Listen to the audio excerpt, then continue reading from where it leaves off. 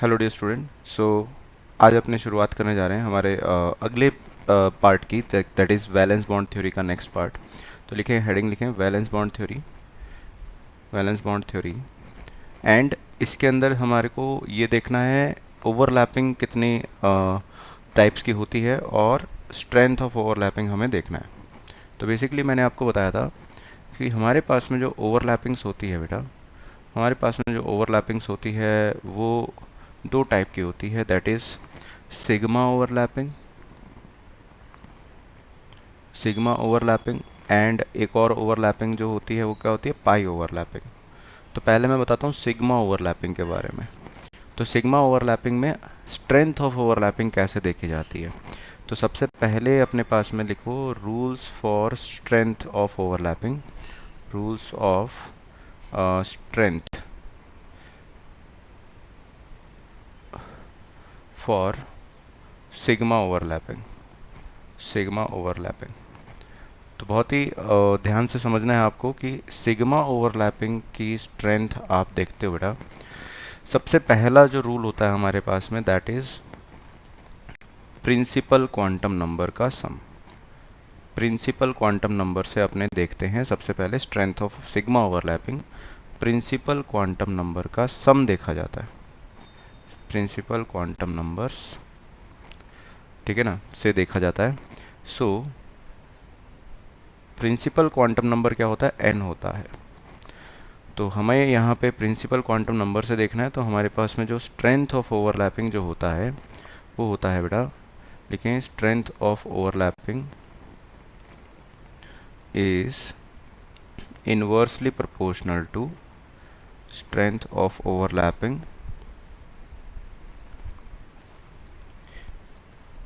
for sigma overlapping is inversely proportional to sum of principal quantum numbers, sum of principal quantum numbers of overlapping orbitals, of overlapping orbitals।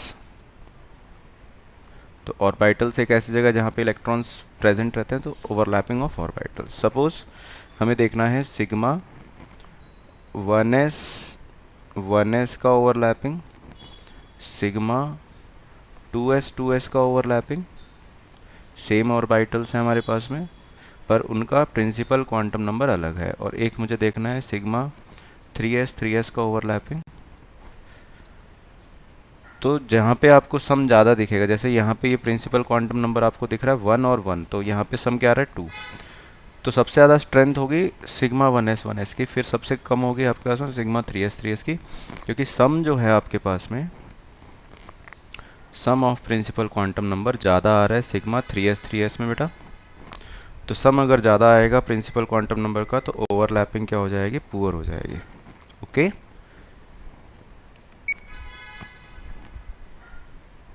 नहीं, suppose आपके पास में आ जाए sigma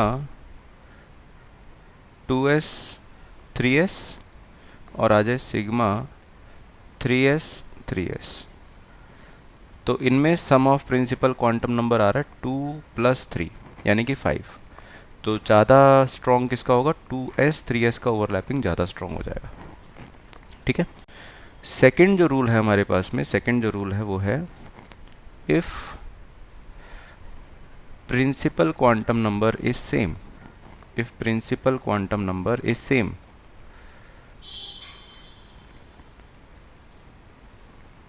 अगर principal quantum number same हो जाता है, then see, then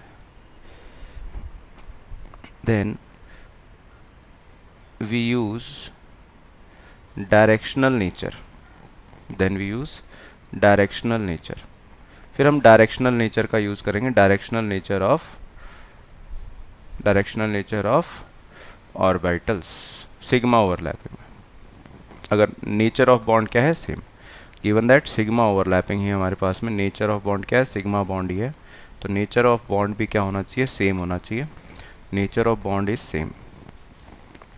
तो नेचर ऑफ बॉन्ड भी सेम है, और प्रिंसिपल क्वांटम नंबर का सम भी क्या आ रहा है, सेम आ रहा है। तो हमारे पास में हम देखेंगे डायरेक्शनल नेचर ऑफ ऑर्बिटल से।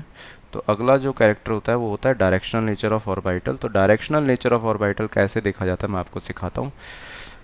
जैसे कि हमारे पास में एस ऑर्बिटल होता है, तो एस ऑर्बिटल जो होता है वो आपके पास में स्फेरिकल होता है। तो एस ऑर्बिटल और एस ऑर्बिटल जब आप ओवरलैपिंग करते हैं बेटा, तो यहाँ पे क्या होता है, ये ओवरलैपिंग इफेक्टिव नहीं माना जाता, बिकॉज डायरेक्शनल नेचर नहीं है इसमें। यहाँ पे ओवरलैपिंग इतना इफेक्टिव नहीं है, because s orbital is directionless. Where अगर एस ऑर्बिटल का ओवरलैपिंग इन केस अगर मैं करवाता हूँ किससे, आपके पी ऑर्बिटल से, तो अगर मैं इसका ओवरलैपिंग पी ऑर्बिटल से कराता हूँ तो ये ज़्यादा डायरेक्शनल है पी ऑर्बिटल, तो यहाँ पे एक्सटेंट ऑफ ओवरलैपिंग पी की ज़्यादा होगी। Okay okay. तो यहाँ पे हमारे पास में अगर एस एस आ जाता है तो कम होगी, और एस पी आ जाता है तो ओवरलैपिंग ज़्यादा मानेंगे। के पास में ये आ जाता है कि सिग्मा 2s 2s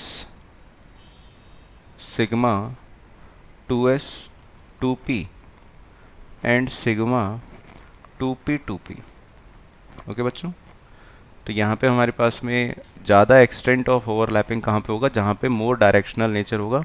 क्योंकि अब हम क्या देख रहे हैं यहाँ पे, हम ये देख रहे हैं कि भाई sum of quantum number, principal quantum number तो 4 ही आ रहा है आपके पास में, तो प्रिंसिपल क्वांटम नंबर सेम आ रहा है। Nature of bonding sigma bonding ही है, सिग्मा यहाँ पे भी है यहाँ पे भी।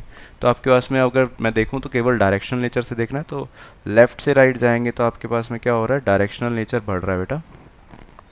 तो मोर डायरेक्शनल नेचर, तो मोर डायरेक्शनल नेचर बढ़ रहा है, तो इस कारण से एक्सटेंट ऑफ ओवरलैपिंग क्या होती है, इंक्रीज होती है। तो मोर डायरेक्शनल नेचर से देखा जाता है, लेफ्ट से राइट देख रहे हैं तो पी कैरेक्टर बढ़ रहा है आपके पास में, तो यहाँ पे क्या हो जाएगा, ओवरलैपिंग यहाँ पे अच्छा हो जाएगा। Okay. And in general third rule जो होता है आपके पास में, अगर नेचर क्या आ जाए, पाई आ जाए, नेचर क्या आ जाए, पाई आ जाए, तो पाई जैसे आपके पास में मैं बता रहा हूँ 3p का पाई बॉन्ड हो, और पाई आपके पास में 3p और 3d का पाई बॉन्ड हो, और पाई बॉन्ड अगर आपके पास में 3d और 3d का हो, तो आप ध्यान रखेंगे कि 3d का पाई बॉन्ड ज़्यादा ओवरलैपिंग स्ट्रॉन्ग करेगा देन, और 3p का बहुत कम करेगा।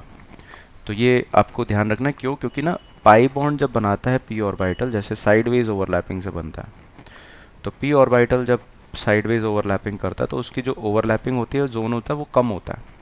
जबकि आप अगर पी का ओवरलैपिंग करवाते हैं डी के साथ में, तो डी जो होता है वो इसी तरफ अलाइंड होता है, डी जो होता है वो अलाइंड ही इस तरफ होता है, तो इसकी जो ओवरलैपिंग है, डी की ओवरलैपिंग या डायरेक्शनल नेचर अच्छा माना जाता है, क्योंकि इसकी डायरेक्शन देखोगे तो आपको उसकी तरफ झुका हुआ मिलता है, पी की तरफ झुका हुआ मिलेगा, तो यहाँ पे डायरेक्शनल नेचर से अपने ये बता सकते हैं। ठीक है, ओके। एंड इन जनरल, तो इन जनरल क्या होता है बेटा, एक तीसरा रूल और होता है हमारे पास में कि in general pi bond is weaker than sigma bond. Okay, तो pi bond is weaker than, okay. So pi bond जो होता है वो वीकर होता है किससे, सिग्मा बॉन्ड से। तो आओ अब एक क्वेश्चन करके ट्राई करते हैं कि ये हमें कॉन्सेप्ट समझ में आया कि नहीं आया। Let's say